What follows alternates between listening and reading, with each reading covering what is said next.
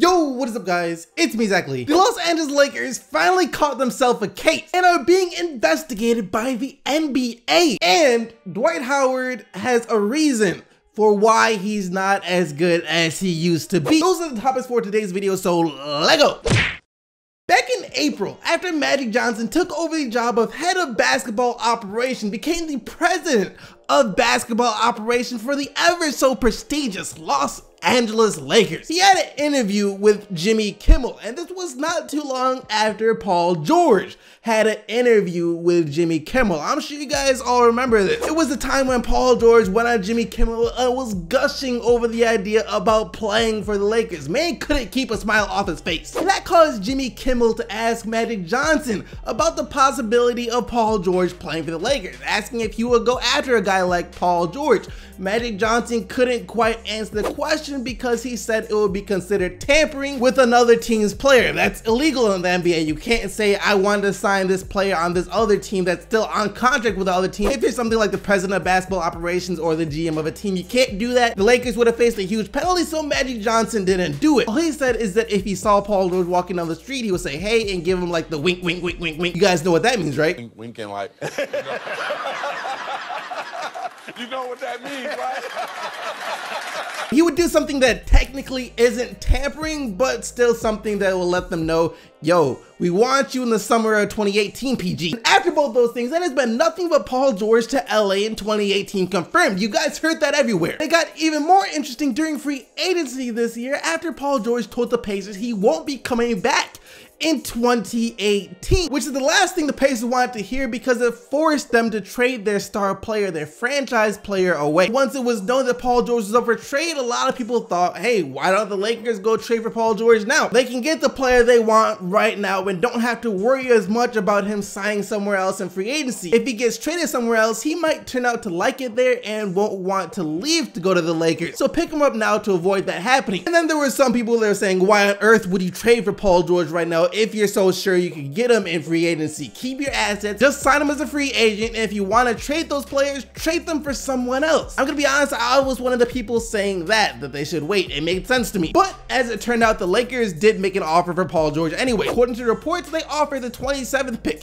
and the 28th pick and the Pacers' choice of either Jordan Clarkson or Julius Randle for Paul George. The Pacers said no, and they said no because they were going to try and get an even better offer from the Boston Celtics, which makes sense because Danny Ainge did come out and say after Paul George was traded that the Pacers were asking for way too much from them in exchange for Paul George. The Pacers got greedy, Paul George wound up on the Thunder, and the Pacers wound up with Victor Oladipo and Domantas Sabonis to show for it. And now I guess that Indiana feels that the Lakers did them wrong somehow, and it is their reason that they didn't get the package that they wanted to get for Paul George. Check this out. The Indiana Pacers have filed tampering charges against the Los Angeles Lakers regarding Paul George. They think they were messing with Paul George while he was still on their team. That's crazy. And the NBA has already begun investigating into this. They have already hired a private law firm to do interviews on the owner of the Lakers, the GM of the Lakers, and Magic Johnson himself to find out exactly what happened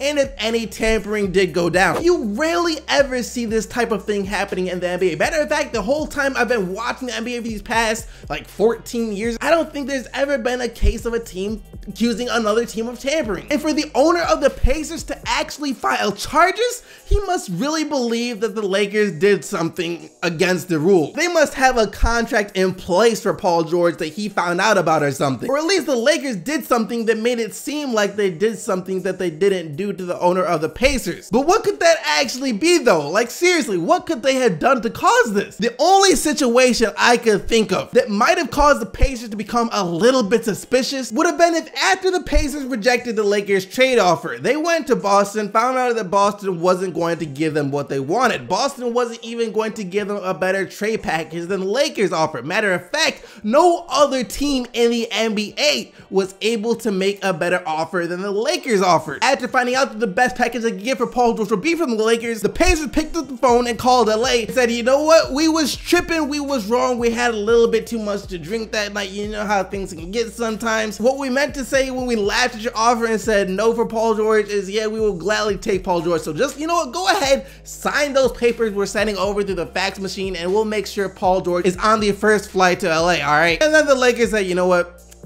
Actually, I think we good for now, but y'all have a nice day. After that, the Pacers felt some type of way, and now I guess they might think that the Lakers had contact with Paul George, which is why they didn't do the trade. Then again though, that's all speculation, and to actually file a case like this, they would need some type of hard evidence. Can't show up to court and be like, well, we're filing charges because they wanted our player, they offered a trade, we said no, and then we came back a few days later and they said they weren't interested anymore. You can't go to court with that as the only proof. What or who the evidence could actually be though, nobody knows. But you just have to pray that if you're a Lakers fan that the charges don't stick and they aren't found guilty of tampering with Paul George, because there will be some severe punishments to be faced. First off, you already know the NBA is coming for a lot of money from the Los Angeles Lakers. There's about to be an extremely big fine. The fans might not care too much about that since it doesn't really affect them that much, but what will affect them is that the NBA can also take away future draft picks from the Lakers, as well as they will not allow Paul George to sign with the Lakers. Period. The NBA could ban Paul George from signing with the Lakers if they're found guilty of tampering, which at that point it will feel like the whole Chris Paul situation 2.0. But that being said, I honestly can't see them being found guilty of this simply because it's such a hard thing to prove that they were tampering with Paul George. How do you prove that? Dwight Howard used to be an MVP candidate. Times have really changed. He used to be a guy that was winning Defensive Player of the Year after Defensive Player of the Year after Defensive Player of the Year. The man was a freaking beast in his Orlando days. He was supposed to be the next legendary big man of the NBA. He was drawing a lot of comparisons to players like Shaq. He was supposed to go down in NBA history. The only place for him to go in his career at the time was up, and up even higher. There was a lot of hype around Dwight Howard, but he did deserve it. Now though, he isn't nearly the same player that he used to be, not even close. He's still good, but still not even close. And he doesn't get nearly the same amount of respect from NBA fans that he used to get either. He has a lot of critics, doubters, and haters. And I think for the most part, people just forgot how good Dwight Howard used to be. But like Michael Beasley that we talked about yesterday, according to Dwight Howard, it isn't that he isn't the same player that he used to be, it's just that he's not getting the opportunities that he used to get. He thinks he can still be that same D12 that he was back in Orlando. In Orlando, I was getting 13 to 15 shots a game. Last season in Atlanta, it was 6 shot attempts. It looks like I'm not involved in the game, and if I miss a shot, it sticks out because I'm not getting very many of them. But I think it's all opportunity. The system. I haven't had a system where I can be who I was since I was in Orlando. Teams wanted me to do different things than they promised me when I went to choose them. In Atlanta, I was going to be involved in the offense. Then towards the end of the season, it turned into, hey, we just got you for defense and rebound. All right, so also like Michael Beasley from yesterday, Dwight Howard does make a kind of a legitimate point when it comes to the stats at least. If you look at what he averaged last year, he was putting up 13 points and 13 rebounds and 30 minutes per game on only 8 shot attempts per game. Those are pretty freaking good stats still. And if he was getting the same 13 to 15 shot attempts per game that he was getting back in Orlando, then yeah, he could still be averaging around 20 points to go with those 13 or so rebounds. But I can't feel bad for Dwight Howard. Why? Because he asked for this. He brought this upon himself. He was killing it in Orlando. Things couldn't have been going better for him. However,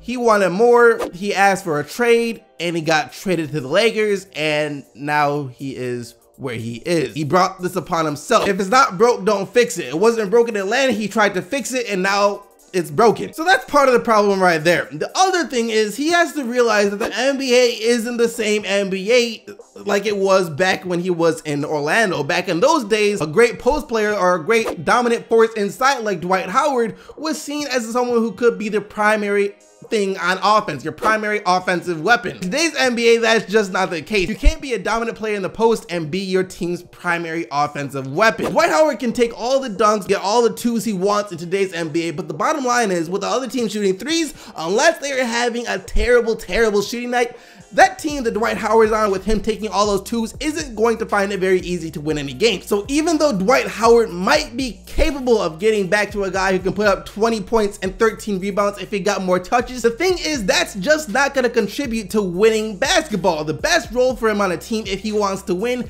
is a DeAndre Jordan or Andre Drummond type role. Putbacks, lobs, rebounds, and defense. Those things might not be as glamorous as getting the ball down low and being able to dunk on people, but at the end of the day, those things are still very important to winning games, and Dwight Howard can do all of those things really, really well.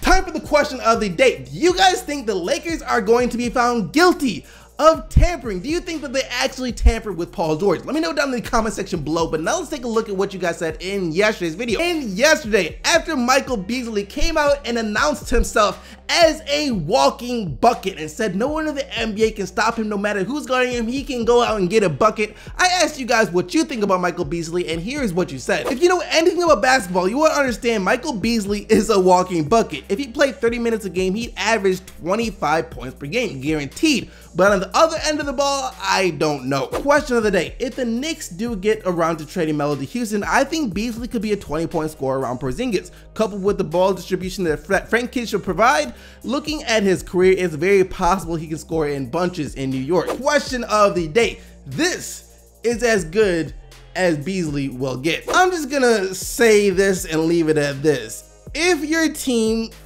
has Michael Beasley as one of the main offensive options and he is scoring 20 points per game like he is capable of doing given the touches and the minutes, your team is not going to be winning many games. Just say that right now. That being said though, I do think Michael Beasley could be a great scoring 6 option for some teams. He could be like a forward version of Lou Williams. But that's all we got for today. Hope you guys enjoyed the video, and until tomorrow, keep getting the Bucks, Team STC, and I'm out of here.